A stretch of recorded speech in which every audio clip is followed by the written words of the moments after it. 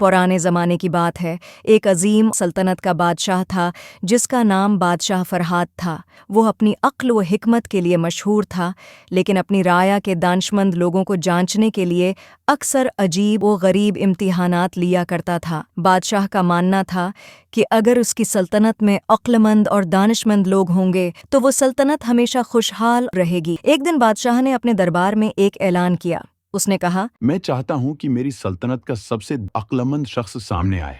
जो भी मेरी 3 मुश्किल पहेलियों का सही जवाब देगा, उसे मैं न सिर्फ सोने और चांदी से माला माल करूंगा, बल्कि आधी सल्तनत भी इनाम में दूंगा। ये ऐलान सुनते ही सल्तनत के हर हिस्से से लोग दरबार की तरफ दौड़ पड़े। बादशाह की पहेलियां हमेशा बहुत मुश्किल होती थीं और कोई भी उन्हें आसानी से हल नहीं कर सकता था, लेकिन लोगों को बादशाह की आधी सल्तनत का लालच था, इसलिए हर कोई अपनी किस्मत आजमाने के लिए तैयार था। पहला दिन आया और दरबार में दानशमंद लोग जमा हुए। हर शख्स अपने इल्म और अक्ल पर फख्र करता था।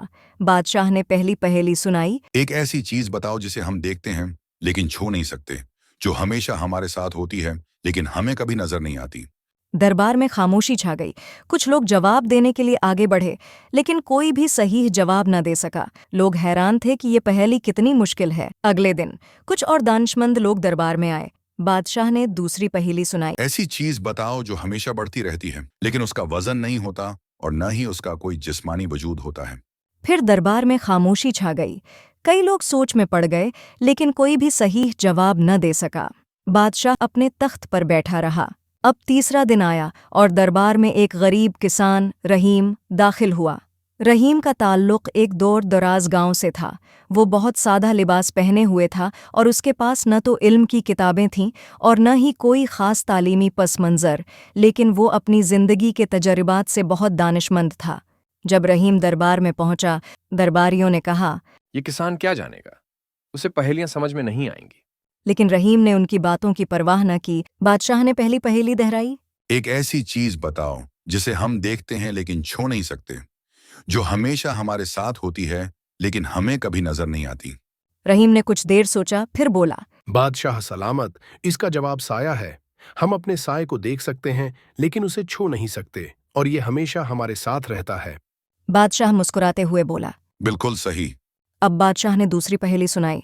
ऐसी चीज बताओ जो हमेशा बढ़ती रहती है लेकिन उसका कोई जिस्मानी वजूद नहीं होता। रहीम ने फौरन जवाब दिया, ये वक्त है बादशाह सलामत। वक्त हमेशा आगे बढ़ता रहता है लेकिन उसका न कोई वजन होता है और न ही कोई जिस्मानी शक्ल। बादशाह ने कहा। तुम बिल्कुल सही हो। अब तीसरी और आखिरी पहेली की बारी थी।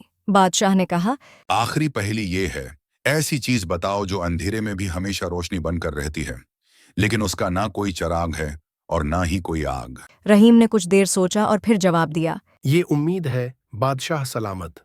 जब जिंदगी में अंधेरा छा जाता है तब भी उम्मीद की रोशनी हमारे दिलों में जलती रहती है और हमें हिम्मत देती है। बादशाह ने रहीम की तरफ देखा और उसकी अक्लमंदी से मुतासिर होकर कहा, तुमने तीनों पहेलियों का सही जवाब दिया है। तुम वाकई बहुत अक्लमंद हो। बादशाह ने रहीम को न सिर्फ सोने और चांदी से माला माल किया, बल्कि उसे अपनी आधी सल्तनत का भी हकदार ठहराया। रहीम ने शुक्रिया अदा किया, लेकिन आधी सल्तनत कबूल नहीं की। उसने कहा, बादशाह सलामत, मेरे लिए अक्लमंदी की दौलत ही काफी है। बादशाह रहीम की आजजी से बहुत मुतासिर हुआ और उसे अपनी सल्तनत का मुशीर मुकर्रर कर दिया। नतीजा, इस कहानी से हमें ये सबक मिलता है कि अक्लमंदी और आजिज़ी का रास्ता हमेशा कामयाबी की तरफ लेकर जाता है। इल्म और तजर्बा कभी ज़ाया नहीं होते और अक्लमंदी इंसान को वो मकाम दिलाती है जो दौलत से नहीं मिल सकता।